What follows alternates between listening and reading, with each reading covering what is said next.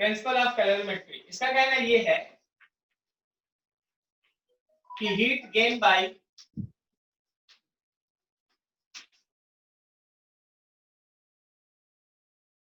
System is equals to heat lost by other part of system.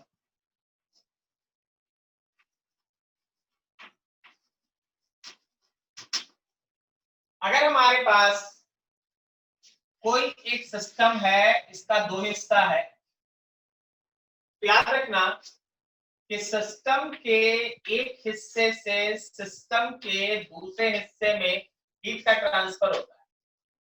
जितना heat एक part loss करेगा, दूसरा part उतना ही हीट का गेन करेगा। जो पार्ट हीट का लॉस करेगा उसका टेम्परेचर फॉल करेगा, कम होगा, और जो पार्ट हीट का गेन करेगा उसका टेम्परेचर राइज होगा। तो ये पार्ट ऐसा है जिसका टेम्परेचर डिक्रीज करेगा, तो ये पार्ट ऐसा है जिसका टेम्परेचर इंक्रीज करेगा। This is fundamental concept of calorimetry. Calorimetry का सबसे बेसिक कॉन्सेप्ट ये है। अब देखो जैसे इस पे क्वेश्चन तुम्हारे सामने ये बोला गया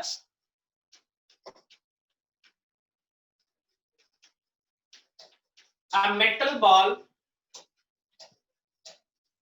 of mass 6 kg and specific heat 800 joule per gram per degree centigrade, per gram per degree centigrade, sorry यहाँ पर केजी, पर केजी, ठीक है, जूल पर केजी पर डिग्री सेंटीग्रेड। एक this metal ball have temperature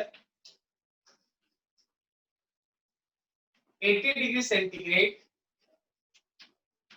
and it is placed on large ice cube at temperature 0 degree centigrade. Find mass of ice melted. Mass of ice melted. कितना ice का मास melt किया ये बताना है। Think about the concept. कौन है इसमें जो हीट का लॉस करेगा? Metal ball. Metal ball. उसका टेम्परेचर कहां से कहां तक वैरी करेगा? 80 से 0 तक। 80 डिग्री से 0 डिग्री तक, ठीक है ना। सो और वो हीट यूज कौन करेगा? गेन कौन करेगा? आइस। वो क्या करेगा? हीट का गेन करेगा। गेन करेगा। उस हीट को गेन करके वो क्या करेगा? टेम्परेचर बढ़ाएगा कि मेल्ट होगा? मेल्ट होगा। मेल्ट होगा, ठीक है। तो this is all about the concept जो दिमाग में है। तो हम लोग यहाँ ये कह सकते हैं कि heat loss by metal ball is equals to heat used by ice for melting. Metal ball जितना हीट का लॉस करेगा, आइस उसी हीट को मेल्टिंग में यूज करेगा। तो यहाँ पे टेम्परेचर के हिसाब से mass of ball, specific heat and change in temperature, ये सब आप बॉल के लिए डाटा लेंगे। और यहाँ आप m into latent heat of fusion किसके लिए लेंगे? आइस के लिए। तो मास है बॉल का 6 kg, स्पेसिफिक हीट है हम लोग के पास 800 और चेंज इन टेम्परेचर है जैसे आप बता चुके 80 से लेके 0 तक। मास ऑफ आइस निकालना है मेल्टेड, और लैटेंट हीट होता है फ्यूजन का 80 कैलोरी पर ग्राम। चलो डाटा ठीक करते हैं, ठीक है। 6 इंटू, अच्छा ये 800 किसमें है? जूल में है ना। तो 800 इंटू 80, याद रखिएगा इधर जूल है, जूल है केजी कर दिया। अब यहाँ देख मास ऑफ आइस है और 80 कैलोरी है, 80 कैलोरी को जूल में कन्वर्ट करना है तो 80 इंटू 4.2 कर दें, 4.2 जूल पर ग्राम। आराम से इसको सॉल्व करो, ये जूल से ये जूल कैंसिल, सॉल्व करो जो मास का वैल्यू आएगा that is in gram.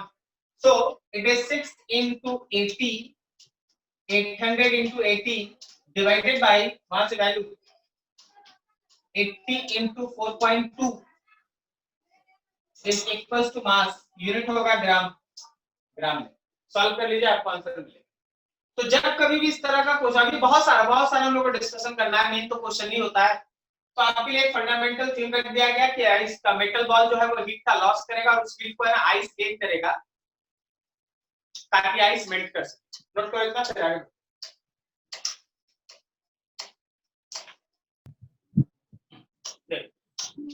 Next question देखो। हम लोग के पास एक कंटेनर है, इस कंटेनर में अभी देखिए सर लिखेंगे तो ज्यादा समय लग जाएगा तो आप समझिएगा ऐसा ही हम लिख के बता रहे। ये मेरा आइस है, आइस है, इस आइस का वजन है 80 ग्राम, ठीक है, और इसका अभी का टेम्परेचर है 0 डिग्री सेंटीग्रेड। अब आप क्या कर रहे हैं, इसमें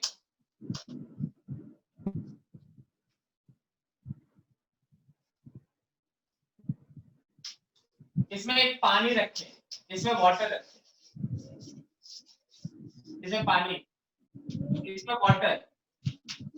वाटर कितने टेम्परेचर पे है, तो वाटर है हम लोगों के पास 100 डिग्री सेंटीग्रेड पे। और कितना है ये वाटर, ये वाटर कुल मिला के आपके पास है सपोज 60 ग्राम। आप क्या करेंगे, इस पानी को इसमें डालेंगे। तो सोच के बताइए क्या क्या हो सकता है, सोच के बताइए क्या क्या हो सकता है, पॉसिबिलिटी सोचो। सबसे पहले वो तो मेल्ट होना स्टार्ट होगा और हल्का इवापोरेट कर सकता है। तो क्वेश्चन तुमसे ये बोला कि find final composition of mixture, final composition of mixture and its temperature. आप पूरे मिक्सचर का कंपोजिशन बताएं और फाइनली आप उसका टेम्परेचर भी बताएं, ठीक है। दिस इज द कांसेप्ट, यहाँ पे डाल दें आप इसमें तब होगा क्या। तो देख जैसे आप बोले, हम आपको समझाते क्या होगा। पानी डालने से, पूरा का पूरा पानी डाल देने से ये हो सकता है कि पूरा आइस मेल्ट ना करे। क्या समझा? तो अगर पूरा आइस मेल्ट नहीं करेगा तो क्या फाइनल टेम्परेचर 0 होगा? हाँ, यस। ठीक है। अच्छा, पूरा आइस मेल्ट कब नहीं करेगा? जब वाटर का 100 डिग्री से 0 डिग्री लाते लाते जितना हीट का लॉस है वो 80 ग्राम आइस को मेल्ट करने के लिए जो हीट चाहिए उससे कम है। क्या बोलता, सही बोले? यस। समय पूरा आइस मेल्ट नहीं करेगा, और मेल्ट नहीं करेगा तो कुछ पोर्शन मेल्ट करेगा और उनको निकाल लेंगे, टेम्परेचर होगा 0। अब सोच, पानी 100 डिग्री सी से 0 डिग्री सी होने में जितना हीट का लॉस किया, आइस को मेल्ट करने के लिए एग्जैक्टली उतना ही हीट चाहिए। तो आप बता, कंटेनर में तुमको क्या दिखेगा? 0 डिग्री पे वाटर। हाँ, 0 डिग्री सेंटीग्रेड पे पानी दिखेगा। पानी दिखेगा तुमको 80 और 60 140 ग्राम, सही है ना? ये भी हो सकता है कि अगर हम लोग वाटर को 100 डिग्री से 0 डिग्री लाएं तो जितना हीट का लॉस हो वो आइस को पिघलाने के लिए जो हीट चाहिए उससे ज्यादा हो। तो अब बोलो क्या होगा? तब वाटर इवापोरेट करेगा। सारा का इवापोरेट नहीं करेगा, सारा का सारा आइस मेल्ट कर जाएगा और मेल्ट करने के बाद जो एक्स्ट्रा हीट होगा उससे उसका टेम्परेचर 0 से थोड़ा बढ़ जाएगा। क्या बोलता है? तो हम लोग को बहुत सारी पॉसिबिलिटी पे ऐसे न्यूमेरिकल में काम करना पड़ता है और हम उसी हिसाब से काम कर रहे हैं। आप थोड़ा समझने का कोशिश कीजिएगा। सबसे पहले हीट लॉस बाय वाटर, कहां से कहां? जब वो 100 डिग्री सेंटीग्रेड से 0 डिग्री सेंटीग्रेड कन्वर्ट हुआ तब, and that is ms del T.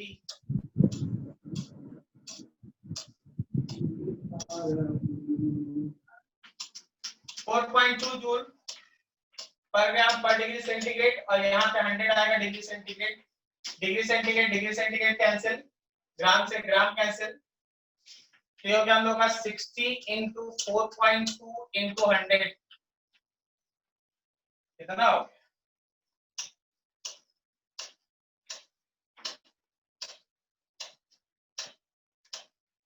इतना जूल हो गया. इतना जूल क्यों लॉस होगा बाय वाटर अगर वो 100 डिग्री सेंटीग्रेड से 0 डिग्री सेंटीग्रेड पे पहुंचता है तब. नाउ आगे, क्यों required to melt ice. Ice को पूरी तरह से मेल्ट करने के लिए कितना हीट चाहिए? तो m into latent heat of fusion. Mass है भाई 80 ग्राम और लैटेंट हीट ऑफ फ्यूजन है 80 कैलोरी पर ग्राम. ये ग्राम gram cancel, 80 into 80 into 4.2, now it is joule.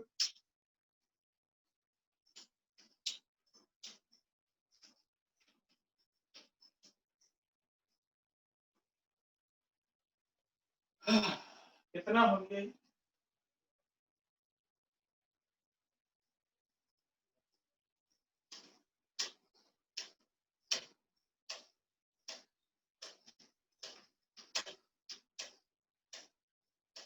इतना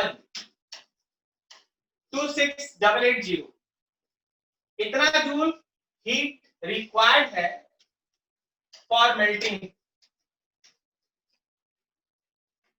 of 80 gram ice. 80 gram ice को मेल्ट करने के लिए इतना हीट चाहिए, जबकि यहाँ पे जो पानी लॉस कर रहा है हीट वो देखो इतना है. डाटा कैलकुलेशन देख लो, कैलकुलेशन है ना, कैलकुलेशन देख ले भाई. यस 26 देख लेना थोड़ा कैलकुलेशन. अब देख यहाँ जो पानी का लॉस हीट है 25200 और वहां जो मेल्ट करने के लिए पूरा चाहिए 26880. देख रहे हैं ना कौन बड़ा कौन कम है? ठीक है. Since Q lost by water is less than Q required for melting of ice, तो बताओ क्या सारा का सारा आइस मेल्ट हो जाएगा? नहीं sir. some ice remains in composition में कुछ आइस रहेगा. तो पहले हम क्या कर रहे हैं ना, पहले हम ये निकाल लेते हैं कि इतने हीट से कितना आइस मेल्ट करेगा. Now mass of ice melted, कितना आइस मेल्ट किया. तो देखो Q lost by water, water का हीट लिए भाई जो यूज होगा मेल्टिंग में, और M melted into latent heat of fusion of ice. तो ये है हम लोग का 25200 M, और ये था 80 into 4.2 जूल पर ग्राम. ठीक है. तो M का वैल्यू हो गया हम लोग का, कोई फटाक से थोड़ा कैलकुलेट करके बताना. तो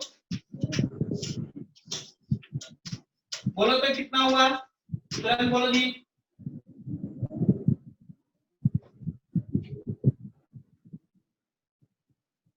अरे बोलो जल्दी.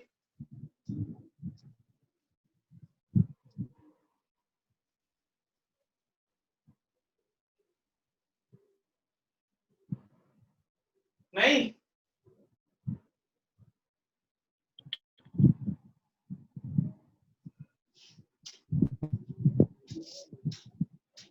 75. हाँ 75. 75 ग्राम. अब देखो समझो, वहां पे इनिशियल फिगर देखो, इनिशियली क्या था, 80 gram ice plus 60 gram water था, सही है ना। फाइनली क्या है, फाइनली 80 ग्राम आइस में 75 ग्राम पानी बन गया वाटर, 5 ग्राम आइस रह गया और प्लस 60 ग्राम वाटर तो आप ऐड किए हैं ना। तो अब कंटेनर में पानी कितना है, 75 और 60, 135 ग्राम पानी होगा, 5 ग्राम आइस होगा और इसका टेम्परेचर होगा 0 डिग्री सेंटीग्रेड। क्या बोलता है, समझ में आया? यस सर 135 ग्राम वाटर है, 5 ग्राम आइस है, उसका टेम्परेचर है 0 डिग्री सेंटीग्रेड। नोट करो थोड़ा फटाफट, कहीं डाउट है पूछो। अभी सोचो, अगर 60 ग्राम वाटर के जगह 160 होता यस तो ये बहुत बड़ा आता, यस की जगह मल्टीप्लाई होता ना, टेम्परेचर बढ़ जाता है ये बड़ा हो जाता। अब जैसे ही ये बड़ा होता, कैलकुलेशन पूरा होता, क्या सही है? यस चलो अगला बनाएंगे, ठीक है, चलो करो।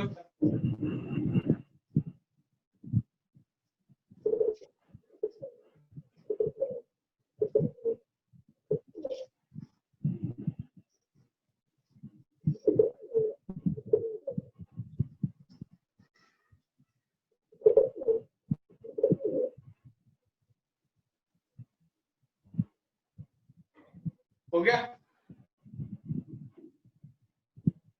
यस सर चलो ठीक, हम लोग इसी क्वेश्चन में क्राफ्ट करते हैं इसका सेकंड टर्म। मान लो जैसे यहाँ पे ये 60 के जगह 160 होता, 60 के जगह 160 होता है, डाटा देखते जाओ ताकि आपको कैलकुलेशन कम करना पड़े। 160 बोलो ये कितना आता है, 25200 की जगह कितना आता है?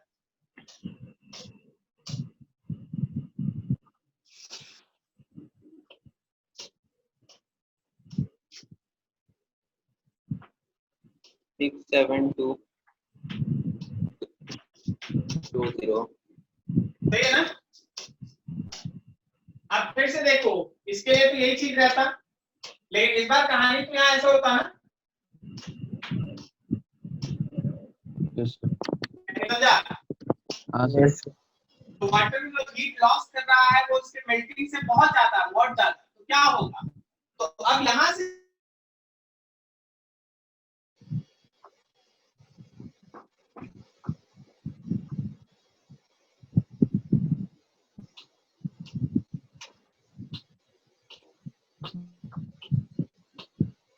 अब यहाँ से नए तरीके से सोचना होगा, ठीक है। ये क्वेश्चन 2 रहा।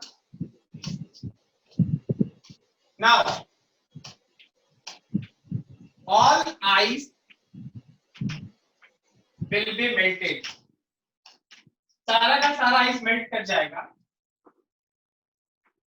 Total water 160 plus 80 that is 240 gram water, पानी हो जाएगा 240 ग्राम। 80 ग्राम ये पिघल गया और 160 ये पहले से था, ठीक है। अब जरा चल और समझ, out of 67200 joule of heat, 2688 joule of heat is used by ice and remaining heat कितना बच गया भाई? तो 67200 माइनस 26880 कितना आ गया? 40320 40320, यही बोला ना? Yes 40320 remaining heat is used to increase temperature of 240 gram of water, 240 gram of water from 0 degree centigrade to 3 degree centigrade. पूरा कहानी अच्छे से समझो, एक एक लाइन दिमाग में बैठा। हमको तो इतना लिखना नहीं चाहिए ना, हम तो बना रहे तो हम सीधा लिख के बना देते, लेकिन आपको आना चाहिए ना कि चीज हो क्या रहा है। देख, आइस तो मेल्ट हो गया, टोटल पानी हो गया 160 ग्राम आप डाले थे, और आइस मेल्ट करके 80 ग्राम हो गया 240। टोटल हीट रिलीज हुआ है। अगर 0 डिग्री पे हम लोग पहुंच जाए तो टेम्परेचर टोटल हीट रिलीज होगा 67200। 67200 हीट में से 26880 हीट तो हम लोग का यूज हो गया आइस से। जो बच गया हीट वो क्या करेगा, तुम ऐसा मान के चलो कि सब का सब पानी 240 ग्राम पानी 0 डिग्री सी पे है, लेकिन उस कंटेनर में 40320 हीट बच गया है। तो बचा हुआ हीट क्या करेगा, क्या उस पानी को 0 डिग्री सी पे ही छोड़ देगा? टेम्परेचर बढ़ा देगा, इंक्रीज कर देगा। तो is use to increase temperature of 240 gram of water from 0 to 3 degree centigrade. अब वो टी हम कैसे निकाल ले, तो सीधा यूज करें ना MS डेल्टा टी। क्यू में हो जाएगा हम लोग का बचा हुआ हीट 40320, मास में हो गया 240, स्पेसिफिक हीट है आप देखिए, आप चाहिएगा तो सब अपना यूनिट लिखिएगा। यहाँ जूल है, यहाँ 240 ग्राम है, यहाँ 4.2 जूल पर ग्राम पर डिग्री सेंटीग्रेड है, और टेम्परेचर में आ गया हम लोग का T - 0 मतलब T है। सॉल्व करके T निकाल दीजिए, जो आएगा वही आंसर। क्या समझ में आया? Yes yes. ठीक है, नोट करो इसको अच्छे से। चलिए कोई भी आए, कोई इशू हमको से मतलब नहीं, आप कैलकुलेट करिए 40 डिग्री सेंटीग्रेड क्या है। हम इस क्वेश्चन को और भी है ना अपने लेवल में उठा सकते हैं। कारण क्या है कि आप इस आइस को 0 डिग्री सी पे ना माने, आप इस आइस को 0 डिग्री सी की जगह -8 डिग्री सेंटीग्रेड माने। अब बोलिए क्या होगा? क्या केवल मेल्टिंग के लिए हीट चाहिए कि उसका टेम्परेचर पहले -8 से 0 लाने में भी हीट चाहिए? पहले चाहिए सर टेम्परेचर चेंज करेंगे। हाँ, तो एक क्वेश्चन को और भी टिपिकल बनाया जा सकता है इसी तरीके से। क्लियर है? आप कॉन्सेप्ट समझ चुके हैं, आप बनाइएगा। एक क्वेश्चन लिख लो, बना लेना। एक क्वेश्चन लिख लो, बना लेना। लिखो, a beaker contain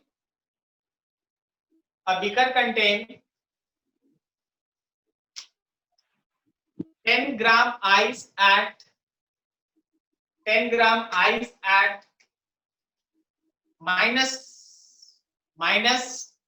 -8 degree centigrade, -8 degree centigrade। First of आगे लिखना, if water of mass 40 gram and temperature 90 degree centigrade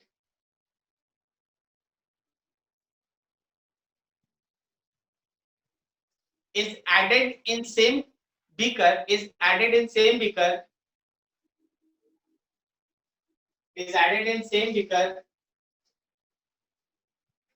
then find composition of mixture,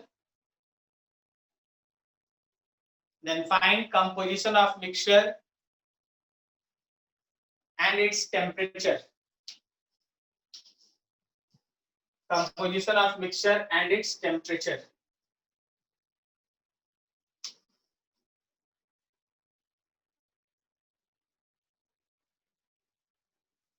ठीक है, बनेगी अपने से।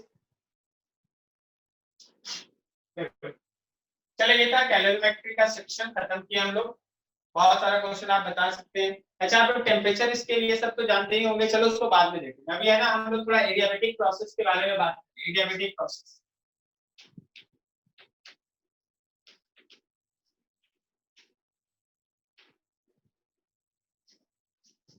Adiabatic process. एडियाबेटिक प्रोसेस क्या है? Process in which there is no exchange of heat between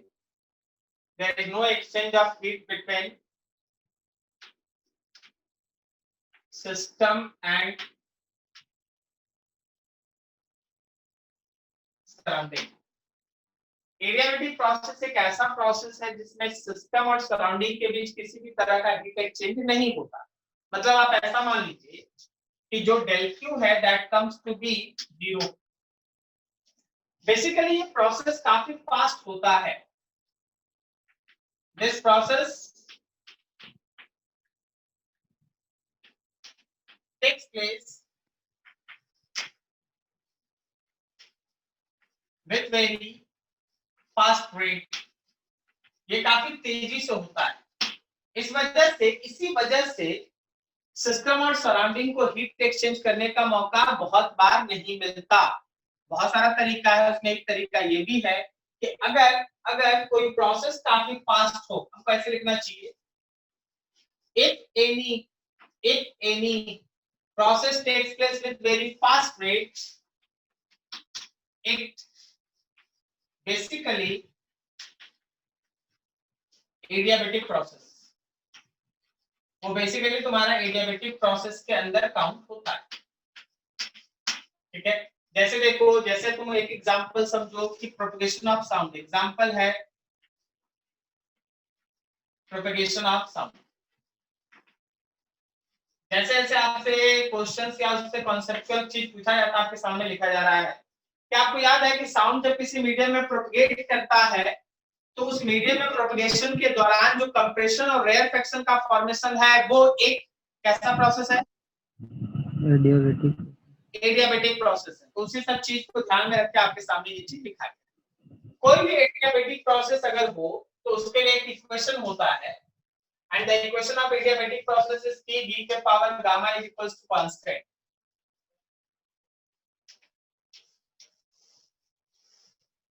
P V पे power gamma is equals to constant. This is the equation for any adiabatic process, जिसमें आप हर चीज का मीनिंग समझते हैं।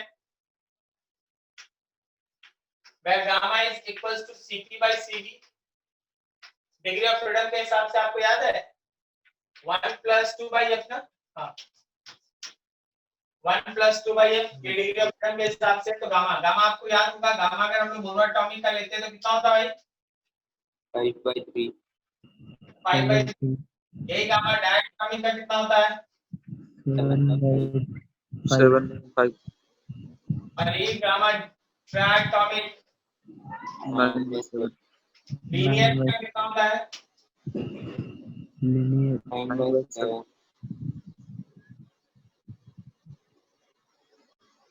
9/7। ठीक है, ट्राइटॉमिक नॉन लीनियर कुछ और होता है, तो हर जगह देखते रहना, अपना समझते रहना, ये चीज चलता है। कभी भी अगर हमारे पास कोई एडियाबेटिक प्रोसेस है तो उसके लिए आप जो इक्वेशन यूज करते हैं वो है P V पे power gamma equals to constant. इसका वर्क का इक्वेशन हम पहले बनवा चुके हैं। Work is equals to NR bracket के अंदर T final minus T initial divided by gamma minus 1। तो आपका वर्क का इक्वेशन पहले लिखा चुके हैं। अब यहाँ पे एक और लें, ये तो था प्रेशर और वॉल्यूम के अंदर रिलेशन। अगर हम लोग एडियाबेटिक प्रोसेस का इक्वेशन वॉल्यूम और टेम्परेचर के बेसिस पे निकालना चाहे तो P V पे power gamma equals to constant. हम लोग ऐसा पढ़ रखे हैं P V is equals to nRT। तो जहां भी हम लोगों का V है वहां अगर हम लोग चाहें तो P by nRT लिख सकते हैं, उल्टा लिख दिए nRT by P लिख सकते हैं। सही है ना? अब इसको उठा के आप प्लेस कर लो भाई, तो तुम्हारे पास आ गया P ब्रैकेट में nRT by P पे power gamma is constant. P नीचे में P पे पावर गामा, NR पे पावर गामा और टी के power gamma is equal to constant. अब देख इसको इधर भेज देगा तो कांस्टेंट ही रहेगा, तो रिलेशन हो जाए टी पे power 1 minus gamma into T पे power gamma is equal to constant. कोई भी ऐसा न्यूमेरिकल, कोई भी ऐसा सिचुएशन जहां तुमको पता है कि प्रोसेस एडियाबेटिक है लेकिन डाटा प्रेशर और टेम्परेचर में है, तो इसके जगह पे यूज करेंगे टी के पावर 1 माइनस गामा टी के power gamma is equal to constant, like that. चल अगला भी रिलेशन है, ठीक है, थर्ड है हम लोग का टी वी पे power gamma is equal to constant. जैसे हम लोग यहाँ पे क्या किए, जी हटाए, अगर हम लोग चाहते हैं तो प्रेशर के जगह पे लिख सकते थे क्या, एनआरटी बाई भी, और वी पे power gamma is equal to constant, तो यहाँ हो गया एनआर टी और वी पे power gamma minus 1 is equal to constant. फिर से बात वही है, एनआर को उधर भेज दो, खत्म हो गया, तो रिलेशन हो गया टी वी पे power gamma minus 1 is equal to constant. Depends, ये सब इस बात पे डिपेंड करता है, ये सब इस बात पे डिपेंड करता है कि आपके क्वेश्चन का डाटा क्या है। आपका क्वेश्चन का डाटा एडियाबेटिक प्रोसेस में अगर प्रेशर और वॉल्यूम है, यूज दिस वन। अगर प्रेशर और टेम्परेचर है तो ये रहा, और अगर वॉल्यूम और टेम्परेचर है तो ये यूज करना होगा, ठीक है। अभी देखो जैसे एक छोटा सा क्वेश्चन मान लो, जैसे एक छोटा सा एग्जांपल,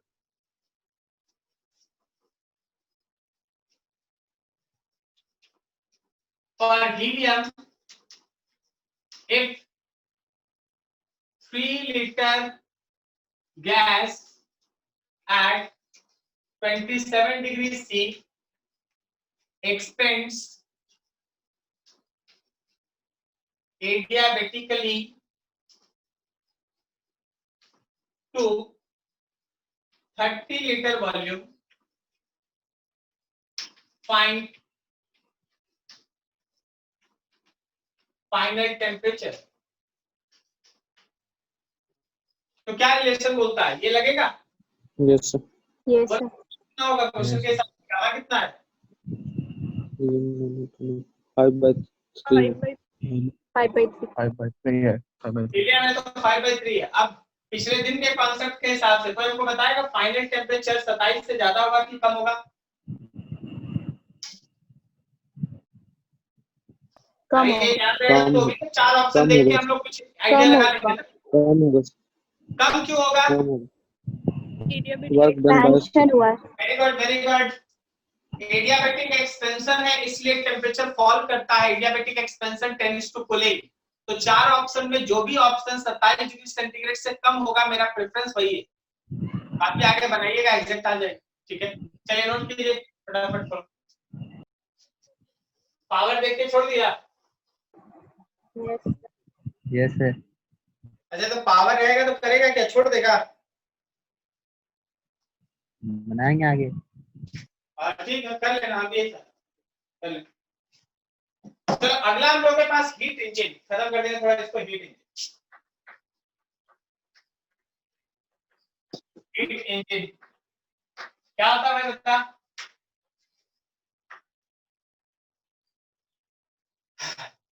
एक ऐसा पर्टिकुलर अरेंजमेंट, थर्मोडायनेमिकल प्रोसेस का एक ऐसा साइकिल जिसपे अगर कोई बनाया गया अरेंजमेंट सही से काम करता है तो उसका एफिशिएंसी मैक्सिमम होता है।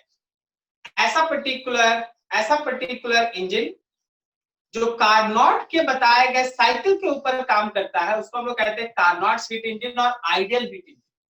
वैसे कोई भी हीट इंजन अगर आप बात कीजिएगा तो वो एक ऐसा अरेंजमेंट होता है जो दो अलग अलग टेम्परेचर, एक हाई टेम्परेचर एक लो टेम्परेचर के बीच काम करता है।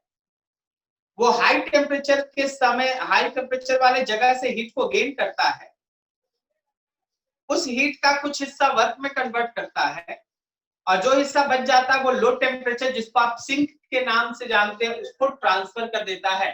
This is the fundamental working of any heat engine.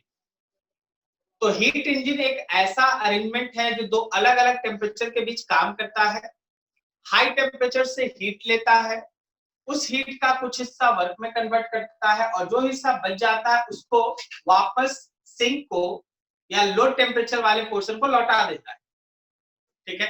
अगर कोई हीट इंजन कार्नोट्स के बताए गए साइकिल के हिसाब से काम करे, जिसमें isothermal expansion, adiabatic expansion, isothermal compression, adiabatic compression करके 4 स्टेप है। अगर कोई हीट इंजन कार्नोट के बताए गए साइकिल के हिसाब से काम करता है तो उसका इफिशियंसी मैक्सिमम होता है। और वैसे ही हीट इंजन को हम लोग आइडियल हीट इंजन या कार्नोट्स हीट इंजन कहते हैं। क्या आपको ये पूरा बेसिक समझ में आया क्या हो रहा है? Yes sir. तो जरा गौर करना, हीट इंजन क्या है? तो ये एक अरेंजमेंट है,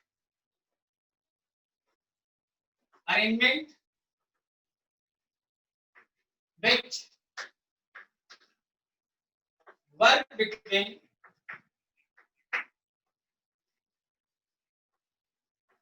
two different temperatures,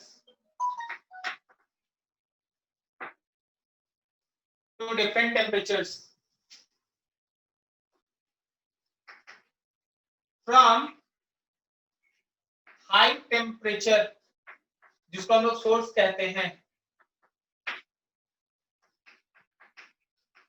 it gains heat, some part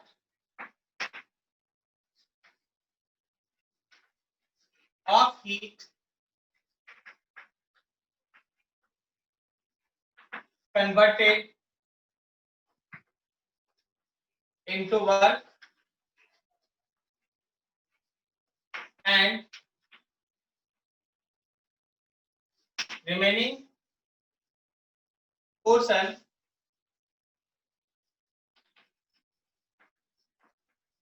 given to sink को मिल जाता है। यही है हीट इंजन, ठीक है। अब मान लो जैसे हम लोग हीट इंजन का एक फ्लो चार्ट बनाए, ये मेरे पास हीट इंजन का वो वर्किंग सिस्टम, ये सोर्स जिसका टेम्परेचर ज्यादा है उससे हीट गेन करता है, मान लो Q1। इस Q1 हीट का कुछ हिस्सा वर्क में कन्वर्ट करता है और जो बच जाता है वो सिंक, जिसका टेम्परेचर कम था, लो टेम्परेचर, उसको लौटा देता है Q2। यही यहाँ कहानी लिखा हुआ है। हीट इंजन एक ऐसा अरेंजमेंट है जो हाई टेम्परेचर वाले सोर्स से हीट गेन करता है, उस हीट का कुछ हिस्सा वर्क में कन्वर्ट करता है, जो बच जाता है उसको सिंक को लौटा देता है, ठीक है। अब यहाँ देखना ध्यान से कि अगर हम लोग कंजर्वेशन ऑफ एनर्जी फॉलो करें,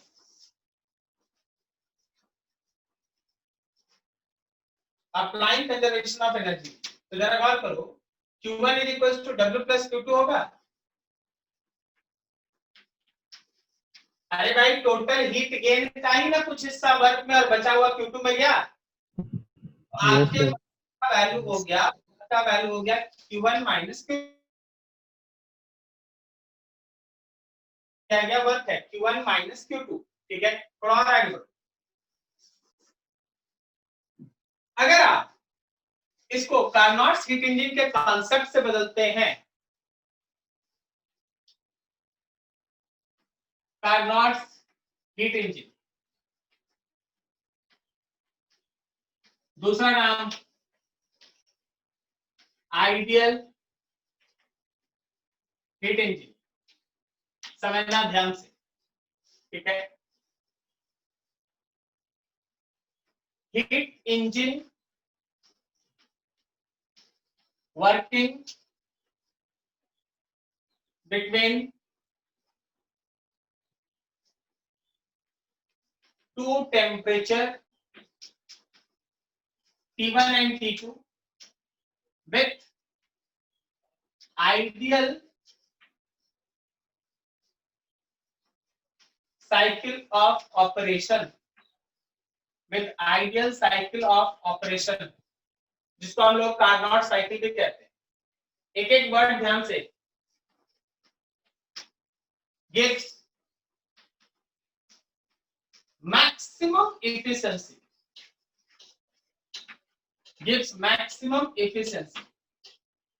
कोई भी ऐसा हीट इंजन जो आइडियल साइकिल ऑफ ऑपरेशन को फॉलो अप करे, ये वो साइकिल होता है जो कार्नोट दिए।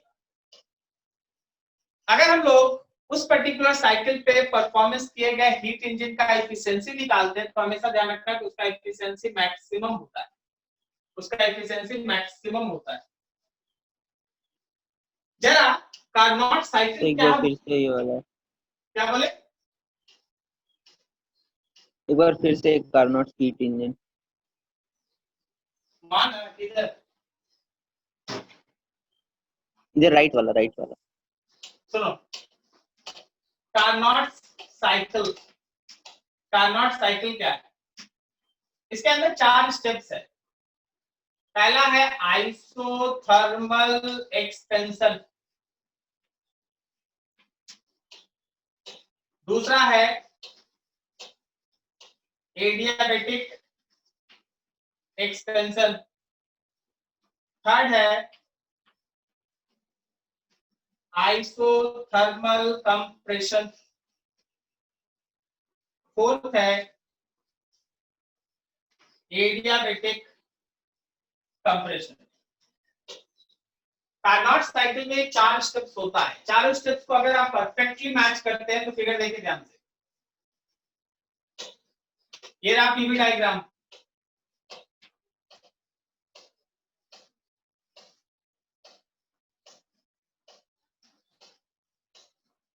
This point is A, B, C and D. Be focused. AB और BC एक्सपेंशन को बताता है या कंप्रेशन को? एक्सपेंशन। एक्सपेंशन को। AB और BC में कौन आइसोथर्मल है, कौन एडियाबेटिक है? AB आइसोथर्मल है, एडियाबेटिक BC एडियाबेटिक। तुमको कैसा? कैसे पता चला आपको? स्लोप स्लोप से। अब एक से स्टार्ट कर, T1 टेम्परेचर T1, तो जब आप B पे पहुंचेंगे तो ये आइसोथर्मल एक्सपेंशन है। Isothermal expansion AB, adiabatic expansion BC, isothermal compression CD, adiabatic expansion compression DA। मेरा दोस्त बताना, क्या मेरे B पे प्रेशर वॉल्यूम बदलेगा, टेम्परेचर सेम रहेगा या डिफरेंट? सेम। आइसोथर्मल। अब यहाँ B पे आ जाओ, प्रेशर बदला T3, वॉल्यूम बदला V3, टेम्परेचर क्या बोलता है, सेम रहेगा या डिफरेंट? डिफरेंट, एडियाबेटिक है। तो T1 और T2 बड़ा कौन? T1 और T2 में बड़ा कौन? एक्चुअली T1 बड़ा, T2 छोटा। कारण देख भाई, एरो देख, एरो एक्सपेंशन है और एडियाबेटिक एक्सपेंशन है, तो एक्सपेंशन टेंड्स टू कूलिंग। बोलो जी हाँ या ना, समझा? Yes adiabatic expansion tends to cooling. अब फिर यहाँ देख कंप्रेशन हो रहा है, लेकिन आइसोथर्मल है तो T4 V4 temperature by T2, और फिर यहाँ कंप्रेस कर दीजिएगा, वापस आ जाएगा। जब आइसोथर्मल एक्सपेंशन है इट गेन्स हीट Q1, और जब आइसोथर्मल कंप्रेशन है इट लूजेस हीट Q2। और बीच में जो हीट का डिफरेंस है, बीच में जो हीट का डिफरेंस है वो वर्क है। तो वर्क को यहाँ अगर हमको दिखाना पड़ा, वर्क को यहाँ अगर हमको दिखाना पड़ा तो क्या बोलता है, ये होगा, ये वाला पूरा एरिया। क्या सही है? Yes sir. अंदर का पीवी डायग्राम के अंदर का एरिया ही ना वर्क है। This area will be equals to work. This area will be equals to Q1 minus Q2. तो यहाँ तक हम लोग डिस्कस किए। अब एक टर्म एग्जिस्ट करता है, दिस इज कॉल्ड एफिशिएंसी। चलो जी पढ़ेंगे, थोड़ा नोट करो यहाँ तक, फिर आगे बढ़ते हैं।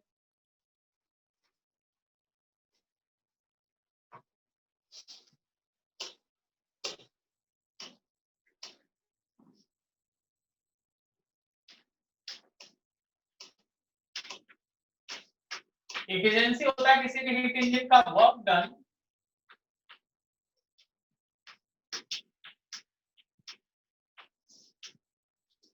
पर यूनिट हीट की।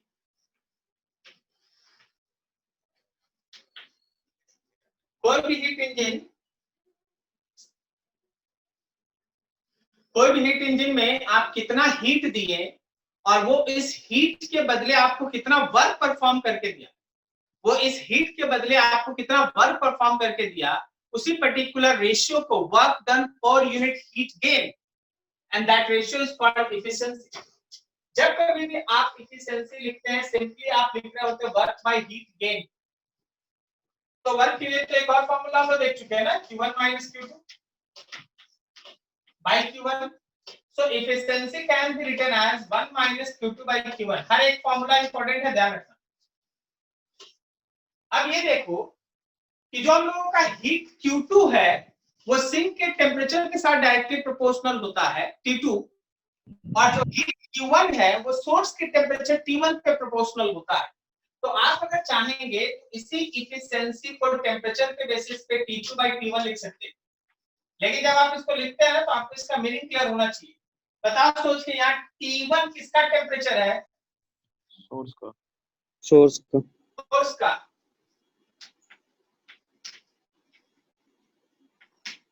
सोर्स टेम्परेचर हम और इजी कर देते हैं, हाई टेम्परेचर होगा। और T2 जो है वो है हम लोगों का सिंक का टेम्परेचर। सिंक का टेम्परेचर हम और लो कर देते हैं, ठीक है, 1 minus T2 by T1। कभी भी हमेशा ध्यान रखिए, अगर दो टेम्परेचर आपको दे दिया जाए तो आप आराम से किसी भी हीट इंजन का एफिशिएंसी निकाल सकते हैं। जैसे question they A heat engine gains 2000 joule of heat and work between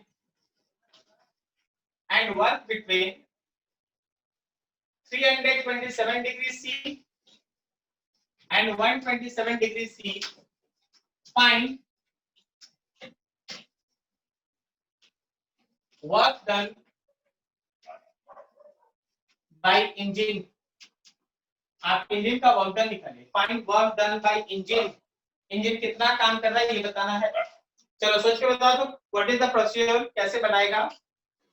पहले एफिशिएंसी निकाल लेंगे सर, उसके बाद फिर efficiency is equal to W by Q1 में पुट कर देंगे। Very good, very good. क्यों लिख सकते हैं हम लोग 1 minus T2 by T1? 1 minus T2 लिखेंगे 127 का 400 और T1 लिखेंगे 327 का 600। क्या सही है ना? तो कितना हो गया? ये 1/3 आ गया। अरे नहीं बोलो, ऐसे क्या है? हाँ सर। नहीं तुम लोग यहीं पे गलत है। ईटा, so eta will be equals to 1 work done by heat gain, so equals to eta times of q। eta है 1/3 और q हम लोग का 2000, so your work is equals to 666.66 joule। तो हमारा वर्क हो गया इतना। उसको ध्यान में रखना। अब जरा सोचो, बार बार आपसे थ्योरी में जब आप पढ़ेंगे, बुक पढ़े होंगे तो आपको मिला होगा कि कार्नोट हीट इंजन में जो एफिशिएंसी होता है वो मैक्सिमम होता है, लेकिन 100% 100% कभी। कारण क्या? जरा गौर करना, समझना।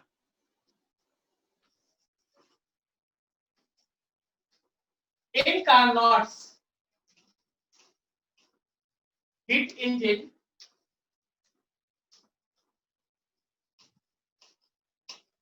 efficiency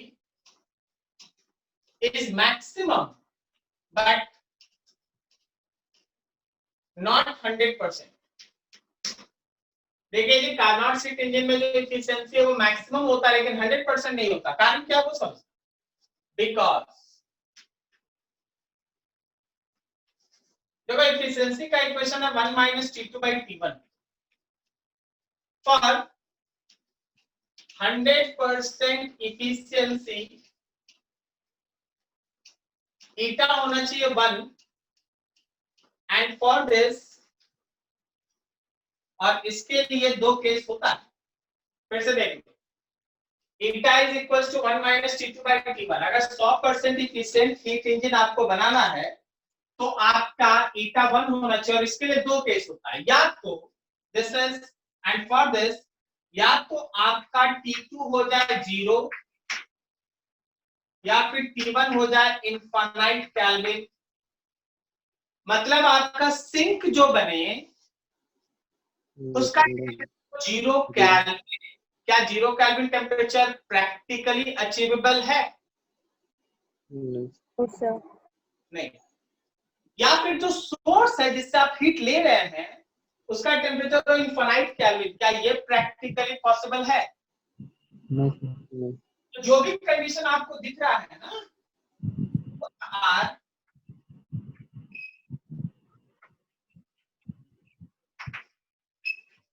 practically impossible.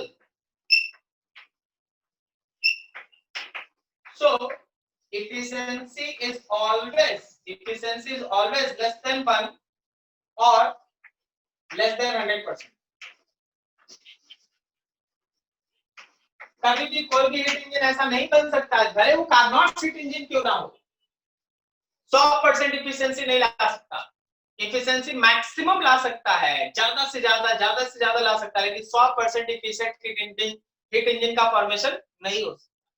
ठीक है, चलो ये था कार्नोट हीट इंजन, नोट करो। थोड़ा रेफ्रिजरेटर के बारे में बता देंगे, ये सेक्शन खत्म हो जाएगा, फटाफट करो थोड़ा। 2 by Q1 is equal to T2 by T1। Sir उसका भी तो यूज करके निकल सकता है ना, मतलब सेम आएगा। Q1 equals to T2 by T1 equal नहीं होगा, इक्वल नहीं है। यहाँ अगर इसके पीछे जाएगा ना, 11 का कॉपी देखना, बहुत लंबा चौड़ा डेरिवेशन है इसका,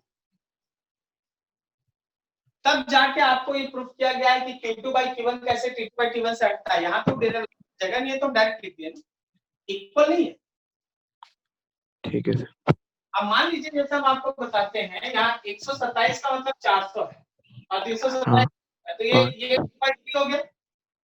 ऐसे इसका मतलब ये थोड़ी ना है कि ये जो हीट गेन है और जो हीट लॉस है वो 2/3 है।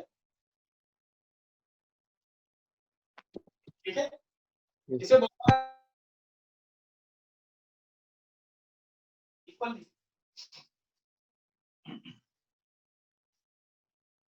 चलिए ठीक है, देखिए इसका रिवर्स मैनर में काम करता है हम लोग का रेफ्रिजरेटर। बस 2-4 लाइन खत्म कर दो।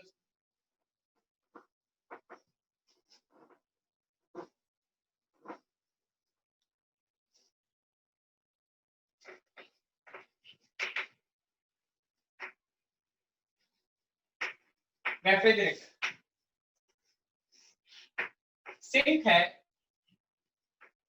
टेम्परेचर है T2, ये तुम्हारे रेफ्रिजरेटर का सिस्टम है, और फिर यहाँ पे सोर्स है, टेम्परेचर है T1। सिंक से Q2 amount of heat gain किया गया, इसके लिए W amount of work perform किया गया, फिर दोनों ऐड करके सिंक को सोर्स को लौटाया गया। रेफ्रिजरेटर का काम करने का तरीका है कि रेफ्रिजरेटर में जब कंप्रेसर काम करता है तो उसके अंदर के रखे गए सब्सटेंस से हीट खींचता है और बाहर सराउंडिंग को लौटाता है। तो सिंक से हीट खींचता है, उसके लिए कंप्रेसर वर्क करता है, फिर दोनों जोड़ के सोर्स को मतलब सराउंडिंग को लौटता है। कभी भी देखना रेफ्रिजरेटर के पीछे हाथ लगाना तो वो गर्म हवा निकलता है। तो गर्म हवा का कारण यही है कि इसमें जो आप Q1 देख रहे हैं वो एक्चुअली Q2 और W का सम होता है, Q2 और W का सम होता है। तो आप यहां से अगर वर्क निकालेंगे तो फिर से Q1 माइनस Q2 आएगा, Q1 minus Q2 like that. ठीक है, रेफ्रिजरेटर में टर्म आता है, this is called coefficient of performance, coefficient of performance represented by beta, and that coefficient of performance is heat withdraw from sink per unit work done. So beta will be equals to Q2 divided by Q1 minus Q2। क्या है ये beta? तो heat withdraw from sink per unit work done, इसको beta कहते हैं। थोड़ा सा इसको एनालाइज कर लो। ऊपर नीचे Q1 से डिवाइड। अब जरा गौर करना, हम लोग ईटा पढ़े थे 1 माइनस Q2 बाई Q1। हम लोग ईटा पढ़े थे 1 माइनस Q2 बाई Q1। तो अभी हम लोग इसमें जा सकते हैं कि 1 माइनस Q2 बाई Q1 को ईटा लिख दें, यस और ऊपर में Q2 बाई Q1 को क्या लिख दे, 1 माइनस ईटा। तो जो बीटा होगा वो इस तरह से रिलेटेड होगा। बीटा जो है वो ईटा के साथ ऐसे रिलेटेड है। तो देखो, रेफ्रिजरेटर बोलो या हीट इंजन बोलो, दोनों एक ही तरह से काम करता है, लेकिन दोनों के वर्क करने का प्रोसेस रिवर्स होता है। दोनों टेम्परेचर डिफरेंस के बीच वर्क करता है, लेकिन एक सोर्स से हीट लेता है, कौन, इंजन एक सोर्स से हीट लेता है, उसका कुछ पोर्शन वर्क में कन्वर्ट करता है, बचा हुआ को सिंक को लौटाता है। रेफ्रिजरेटर सिंक से हीट लेता है, उसके लिए काम करता है, और दोनों जोड़ के फिर सोर्स को लौटाता है। ठीक है, यही था, इतना नोट कर लीजिए। नेक्स्ट एक लास्ट पोर्शन बचा हुआ, heat and transfer of heat, उसको देख लेंगे, खत्म हो जाएगा। बाकी आप लोगों को डीपीपी का भेजा जा चुका है, ठीक है, तो आप उस पर काम करना स्टार्ट कीजिए, फिर उसके बाद 1-2 क्लास लगेगा, जो डाउट डिस्कशन हो जाएगा कवर हो जाएगा। ठीक है, चलो नोट करो, नेक्स्ट पेज से आगे। Thank you.